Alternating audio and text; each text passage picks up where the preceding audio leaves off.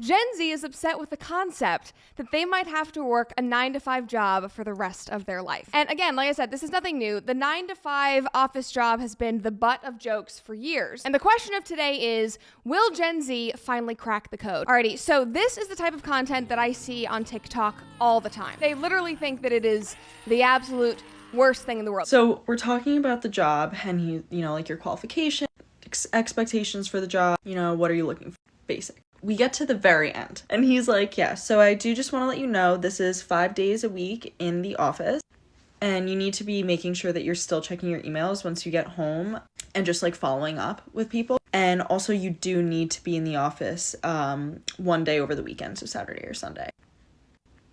No. I literally just go, yeah, so I'm feeling like with the salary and not really having any like work-life balance, being that it is a 6-day work week and still having to, do my job when I get home, it's just not aligned.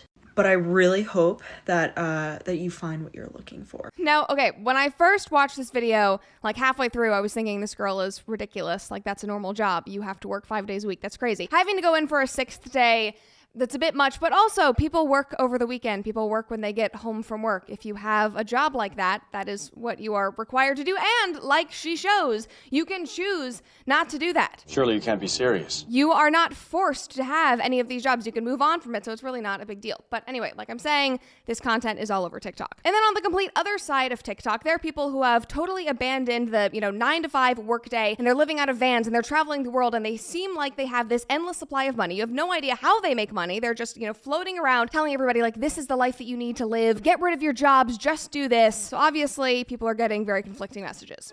They have started to realize there is more to discover, more adventures to take, more to life than mindless working that only benefits rich white men who have lied and stole to be where they are today. They are realizing there is an endless world just waiting to be discovered. They obviously have to bring in rich white men. Like, the only reason you would have a 9-to-5 is to benefit rich white men. Race did not need to be brought into that. Somebody commented and said, how the hell do you afford anything? I'd love to travel the world, which is usually what happens in those comment sections. And that's a great question, but it is not just Gen Z that is expressing this. I see these posts on LinkedIn all the time of people going like, we have to prep for Gen Z. Like, they don't want to work these jobs. What are we going to do? The parents are concerned. I saw this podcast clip from a mom. The younger generation, like maybe people who are 17, 18, 19 now, they have a very different view on working and burnout and life and productivity and economics than we do. I work so many hours, but my 12-year-old, she's like, what? Like, I never want to work. Like, no, but they have this like real, like, I deserve to live like a good life without work. I do think it's interesting though that this woman is talking about her 12-year-old daughter who's scoffing at the fact that her mom works, and we're taking that as like fact. It's your 12-year-old daughter.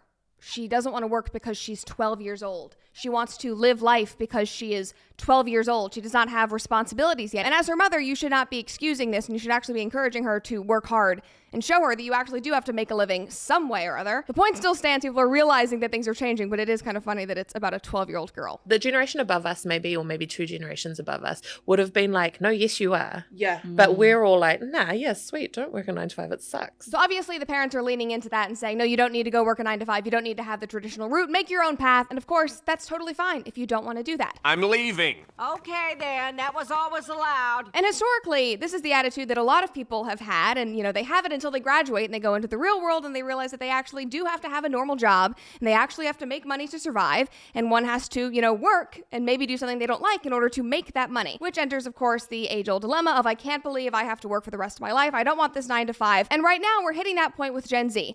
I saw this article, and this is what sparked me wanting to do this episode. Gen Zers in their first internship can't fathom working for the rest of their life. I'm just supposed to do this forever because I need money? Yes. I don't know what else to tell you. Yes. I mean, we all know this, but Gen Z is griping and complaining. We're all complaining about modern society, but we have it so much better than the generations before us. And we often forget that because we're so caught up in trying to be oppressed and trying to be victims 24/7 rather than being grateful for the security and the freedom that we do have. And it wasn't like there were some beautiful, good old days where nobody had to work and everybody was just like frolicking around.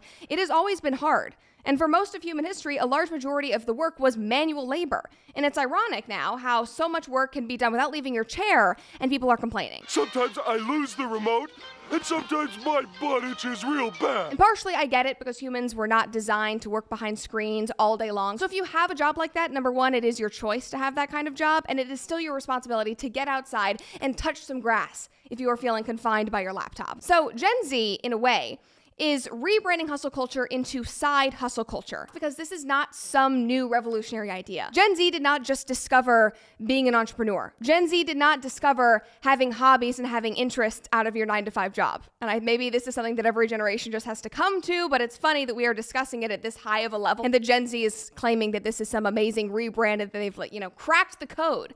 It's like, no, everybody has had hobbies and passions outside of their 9-to-5.